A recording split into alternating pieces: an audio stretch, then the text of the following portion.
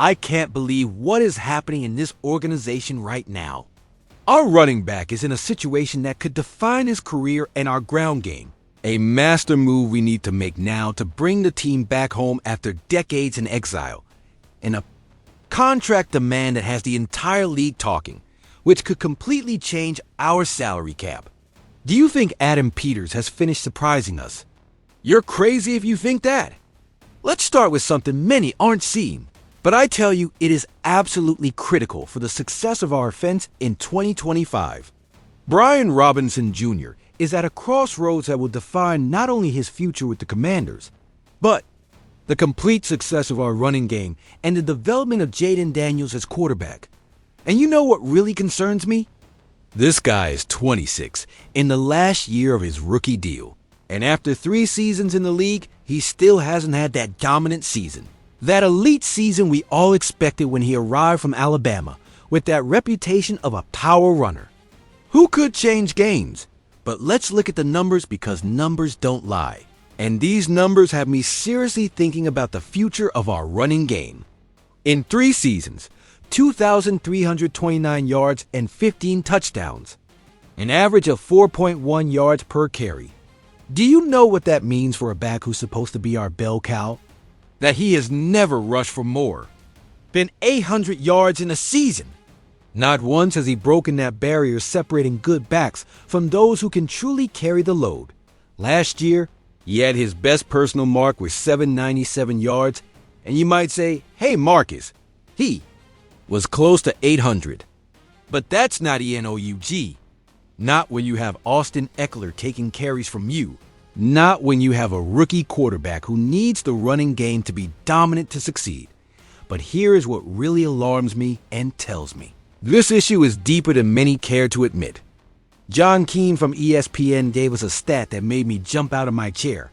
In the last 9 games of last season, including playoffs, listen up, Robinson had 6 games where he averaged 1.48 yards or less before first contact. League average is 2.67 yards. Do you understand what that means? It means our offensive line isn't giving him the opportunities he needs. But at a LSO means Robinson isn't creating enough on his own. A runner from Alabama, one who's supposed to have that vision, that ability to find holes and create yards where none exists, can't be averaging less than 1.5 yards before first contact in 6 out of 9 critical games. I believe there are multiple factors here. First, our offensive line has been inconsistent. Sam Cosmi has improved, but he's not yet at that Pro Bowl level. Tyler Biadasz came from Dallas and has given us stability at center, but the left side remains a question. Charles Leno Jr. is aging, and when your left tackle can't maintain the pocket or create running lanes consistently, the entire running game suffers. But secondly, and what genuinely concerns me about Robinson, the explosiveness isn't there consistently. How often have we seen Robinson break runs of more than 20 yards? How often have we seen those runs that change game momentum? The numbers say not often enough. Now, here's what makes me optimistic. Dan Quinn and Cliff Kingsbury know what they need from a running back in their system. They've seen what Christian McCaffrey did in San Francisco, saw what Derrick Henry did in Tennessee. They understand that for Jaden Daniels to succeed, they need a back who can not only gain yards between the tackles, but be a factor in the passing game as well. And you know what the selection of Ja'Cory Crossroads in the 7th round tells me? That Adam Peters is already thinking about the future. Crossroads comes from North Carolina with speed and the ability to catch passes out of the backfield. It's way too soon to call him Robinson's replacement, but I tell you that Peters wouldn't draft a running back if he had no doubts about the current situation. Here's the reality Robinson must face. This is his year. No more excuses. We have an offensive line that should be better with the additions we've made. We have a quarterback who can make effective play action if the ground game is respected. We have offensive coordinators who know how to use running. Backs creatively dot if Robinson can't break 1,000 yards this year. If he can't show he can be that number 1 back carrying the load 20 to 25 times a game when needed, then I believe the Commanders will look for other options. in next year's draft or free agency.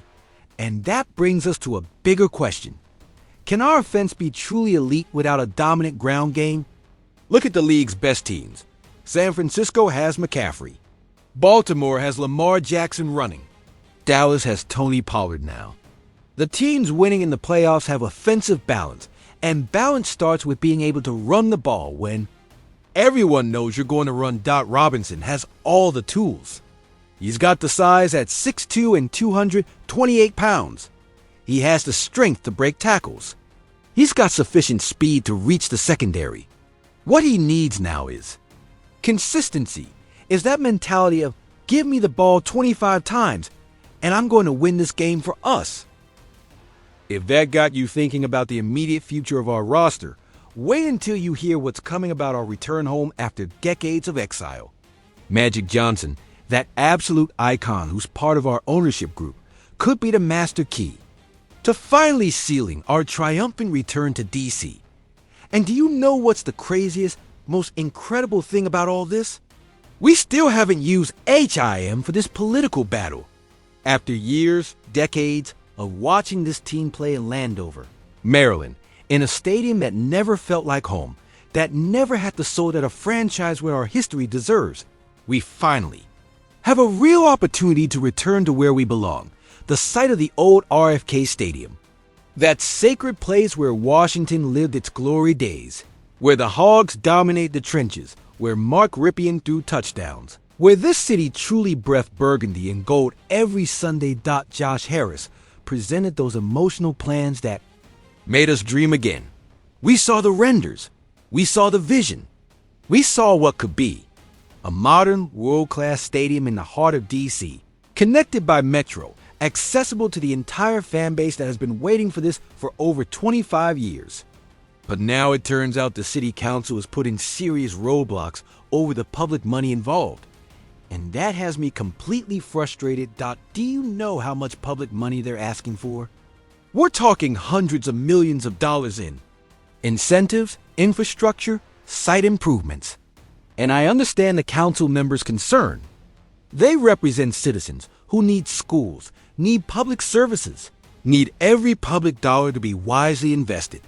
But I also understand the economic reality of having an NFL franchise in the heart of your city. Did you see what happened in Las Vegas with the Raiders? Did you see the economic impact it had on the entire region? Jobs, tourism, urban development, tax revenues. An NFL stadium isn't just a stadium. It's an economic catalyst that can transform an entire area. And you know what is the obvious solution we have? The card we haven't played yet? Magic Johnson. Tom Lovero from the Washington Times put it perfectly and made me realize something. That has me completely stunned. Magic hasn't spoken to any city. Council member to lobby for the stadium. Can you explain to me how it's possible? We have one of the world's most successful entrepreneurs, one of the most respected athletes in the history of American sports, a person whose mere presence changes the dynamic of any room he enters, as a minority partner in our ownership group, and we haven't used him at the most critical moment of these negotiations. Magic Johnson isn't just a pretty name in our ownership group. This man built a business empire after his NBA career. He was integral in bringing soccer back to Los Angeles with LAFC. He's been involved in massive urban developments that have revitalized entire communities. When Magic Johnson backs a project, people take it seriously because they know he doesn't put his name on just anything. I believe this is more than urgent. This is critical. We have a window of opportunity that could close if politicians decide it's safer to vote no than to face questions about public spending. And when that window closes, when will it reopen? In 5 years? In 10 years? Never. Imagine for a moment Magic Johnson walking down the halls of the Wilson Building, sitting with every council member, explaining not only the sports vision, but the economic and social vision of what this project can represent for DC. When Magic talks about community development, about creating opportunities for minorities, about generating jobs and revitalizing neighborhoods, people listen because he's done just that in Los Angeles and other cities. Moreover, Magic understands politics in a way many athletes do not. He's worked with mayors, governors, business leaders for decades. He knows how to structure these conversations, knows which buttons to press, which concerns to address, which benefits to highlight. And do you know what else? Magic Johnson is genuinely charismatic in a way that transcends sports. Council members who may not know much about football, who may not understand why it's so important for the city to get the Commanders back, will understand when Magic explains the cultural and economic impact. Lavero mentioned he would have put Magic in a pop-up office outside the Wilson building, and I believe that's not a bad idea. Let Magic be visible. Let the media see he's involved. Let DC citizens see that this project has the backing of someone who truly cares about urban community development. But here's what genuinely worries me. If Josh Harris and his team genuinely feel blindsided and outraged, as the mayor said, if they truly believe this deal is in jeopardy, then why haven't they used all available tools? Why hasn't Magic been front and center from day one? The answer might be they're saving Magic as the final card, as the ace up their sleeve for the decisive moment. Maybe they're waiting for negotiations to reach their most critical point to bring the heavy artillery. But I tell you that in politics, especially in local politics, you don't always have a second chance. If you lose momentum, if you allow the narrative to become negative, it's very hard to regain control. The Commanders can't afford to play with this. Not after 25 years in exile. Not after finally having owners who understand what this franchise means too. DC, not after having a young and exciting quarterback who could be the face of this city for the next 15 years. Can you imagine the difference it would make to have Jaden Daniels developing as a quarterback in a stadium in DC with all that energy, with all that passion of the fan base that has been waiting for this for decades, versus having him play in Landover, where half the stadium are visiting fans in important games? This is the moment. Josh Harris needs to give the ball to Magic and let him do what he does best, close important deals when it matters most. But here comes the really explosive news. What has the entire NFL talking and could completely change the future of our salary structure and our ability to build a championship caliber roster? Terry McLaurin, our beloved Scary Terry, the heart and soul of our receiving corps for the last 5 years, is asking for a number that knocked me off my chair when I heard it: $37 million per year in his new contract. $37 million per year. Do you fully grasp what that number means in the context of the current NFL? Do you understand the implications it would have for our ability to build a complete team around Jaden Daniels? Let's put it in perspective, because this number is so astronomical. I need you to understand exactly where it would place us in the hierarchy of receiver contracts across the league. That salary would mean Terry would be earning more than DK Metcalf, who's pulling in $35 million a year in Seattle, more than CD Lamb, who just signed for $34 million annually with Dallas. It would put him as the second highest paid receiver in the entire NFL, just behind Jamar Chase, who's currently earning $40 million annually with Cincinnati, the highest figure for any non-quarterback player in league history. And do you honestly think that Terry McLaurin, no matter how much we respect him, no matter how much we love him, no matter how loyal he's been during this franchise's toughest years, is truly at the level to be considered the second most valuable receiver in the entire National Football League? Now, before you crucify me in the comments, let's be very clear about something. I tremendously respect Terry McLaurin. This man has earned every dollar he's made and deserves to make more. He's been absolutely phenomenal throughout his career with us. And the loyalty he's shown during this organization's darkest years is something that can't just be measured in stats. Let's go over what Terry has done to deserve a significant extension. 5 consecutive seasons with over 1,000 receiving yards.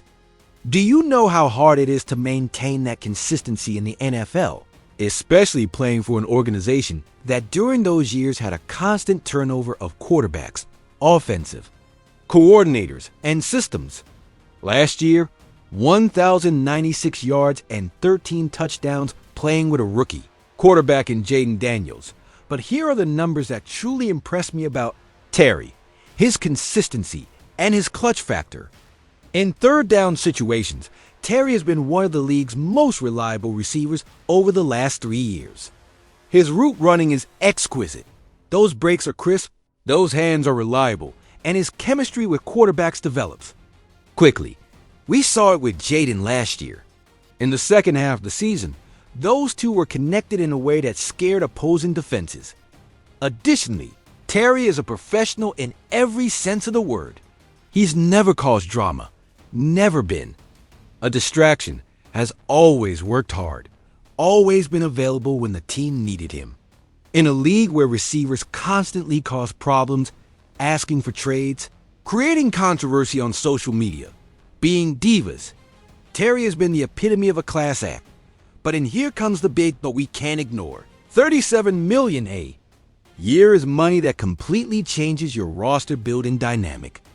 It is money that would force us to make cuts in other positions, limiting our ability to retain other key players, seriously endangering our chances of building the defense. We need to compete for Super Bowls, and you know which factor really concerns me about all this: the age. Terry is 30.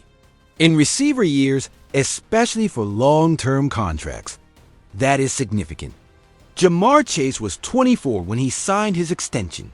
CeeDee Lamb is 25. DK Metcalf signed his deal at 24. When you're paying a receiver like he's a top 3 player in their position, you want that player to be in their prime years for most of that contract. Now, does that mean Terry can't maintain his level for 3 or 4 more years? Not at all. Some receivers have maintained elite production until 33, 34. But it's a risk, and when you're talking $37 million a year, every risk multiplies exponentially. Mike Fisher, who knows this organization better than almost any journalist in DC, summed it up perfectly when he said outrageous. And I agree with Fish. Either the report is outrageous or the demand is outrageous. I'll tell you which I think it is, and you can decide whether you agree with me or not. The demand is outrageous. And here's why. Because $37 million a year for any receiver, regardless of how talented they are, regardless of how loyal they've been, is money that severely compromises your ability to build a balanced roster that can compete for championships. Do you remember when Adam Peters came in as our general manager and promised us he was going to be intelligent and strategic with the salary cap? Do you remember when he told us every dollar would be invested in a way to maximize our chances of long-term success? Well, this is exactly the type of decision that will define if we truly have management that can take us to the Super Bowl, or if we're going to repeat the mistakes of previous regimes that paid individual players at the expense of the entire roster. Do you know how many impactful players you could bring with $37 million annually? An elite linebacker and a Pro Bowl safety, or a defensive end with 12+ sacks and a corner who can cover number 1 receivers. Or you could strengthen the offensive line with 2 Pro Bowl level starters who protect Jaden Daniels for the next 5 years. That's the reality of the salary cap in the modern NFL. Every dollar you spend on one position is a dollar you can't spend on another. And when you have a quarterback on his rookie contract, as we do with Jaden, that is when you have the most flexibility to build a complete roster. But if you commit 20% of your salary cap to a single receiver, you dramatically lose that flexibility. Now, here's Terry's perspective, and I completely understand it. He's seen other receivers land massive contracts. He's seen players with similar or even inferior numbers sign for astronomical figures. He's been loyal to an organization that couldn't give him the quarterback play or success he deserved for years. Now he finally sees we have a promising quarterback, a competent coaching staff, and a bright future, and he wants to secure his share of that success. Additionally, Terry knows this is likely his last opportunity to get a mega contract. At 30, this will be his last big payday in the NFL. After this contract, he'll already be in his mid-30s when it's time to renew again. So from his perspective, he needs to maximize this moment. But do you know what really concerns me about this whole situation? That it becomes a distraction that affects our momentum heading into the season. That Terry, instead of being fully focused on helping Jaden Daniels develop and taking us to the playoffs, is constantly thinking about his next contract. That our offensive chemistry, which looked so promising at the end of last year, is compromised. By prolonged negotiations, we've seen this before in the NFL. Talented receivers letting contract disputes distract them, playing carefully to avoid injuries, not being fully locked in mentally because they're worried about their financial future. We can't let this happen with Terry during what could be a season defining for Jaden Daniels and the future of this organization. The brutal truth is Adam Peters is in an almost impossible position. If he pays the $37 million, it severely limits his ability to improve the rest of the roster over the next 3 to 4 years. He'll have to release other key players, be more conservative in free agency, and find diamonds in the portal. Roughen the draft because there won't be money for proven veterans. But if he doesn't pay what Terry is asking, if the negotiations turn ugly, he could lose his number one receiver and leave Jaden Daniels without his most reliable and familiar weapon. And that, too, would be a disaster for our quarterback's development and for our immediate aspirations. What would you do if you were Adam Peters? Would you pay the $37 million and compromise the roster's future? Or would you try to negotiate a more reasonable number and risk losing Terry? I'll tell you what I'd do, and you can decide if you agree. I'd offer a contract reflecting the true market value for a 30-year-old receiver with Terry's track record. Something in the range of $27 to $30 million annually, with guarantees front-loaded in the first 2 years.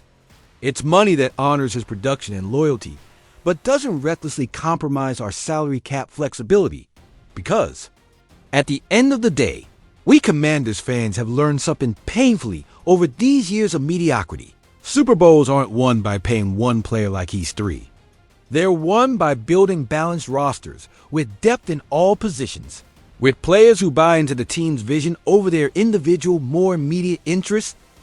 Does Terry McLaurin deserve $37 million a year?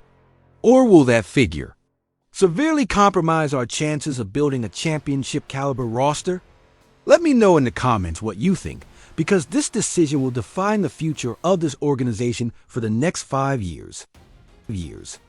These 3 situations, Robinson needing a breakout year, Magic Johnson being underutilized for the stadium deal, and Terry asking for a contract that could reshape our salary cap, aren't isolated events. They're all parts of a larger narrative about whether this organization has really learned from past mistakes and is prepared to make the difficult but necessary decisions to build a sustained winner.